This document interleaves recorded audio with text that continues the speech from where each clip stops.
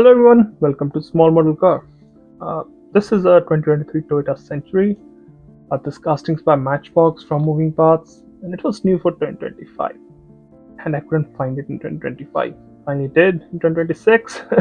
So I'm here with a quick review on this one.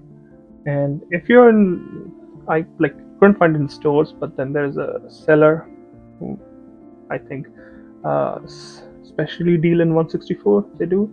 So if you are closer to Windsor, Essex area, you can find those. Or maybe I think they ship in Canada too. So if you're anywhere in Canada, you can buy these from they have good selection of castings and prices are reasonably it's not crazy price or anything. I will drop a link uh, in the description or maybe in the comment. So if you're looking for this, you can go and check their website. Now let's open this up and see how does it look. So if you don't know about Toyota Century, it's what Rolls-Royce and Bentley are to Britain, Century is to Japan. It's their luxury vehicle. I think they recently made it a separate brand, so there are more than one car in the brand now. Now let's deep dive into details and see what does it offer.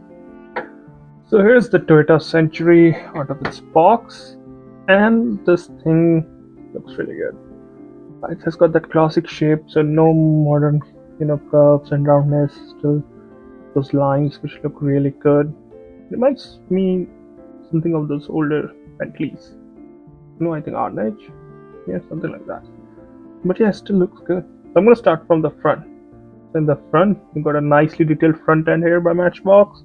You've got painted headlamps, grille, Century badge, number plate with Century, and the lower portion with a chrome finish, which actually looks really good because it's black and chrome. Looks really nice.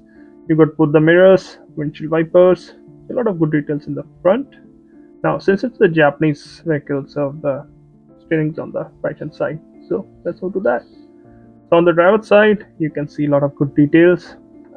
First of all, these wheels we have seen on so many different Matchbox throughout the years, but they still look good here. It suits this vehicle. You get the chrome finish on the bottom again from front to back. You can see here, and you have this chrome finish on the wheel arches too. And I like how Matchbox did the detail on the B pillar and C pillar. Sorry, A pillar and C pillar. It looks nice.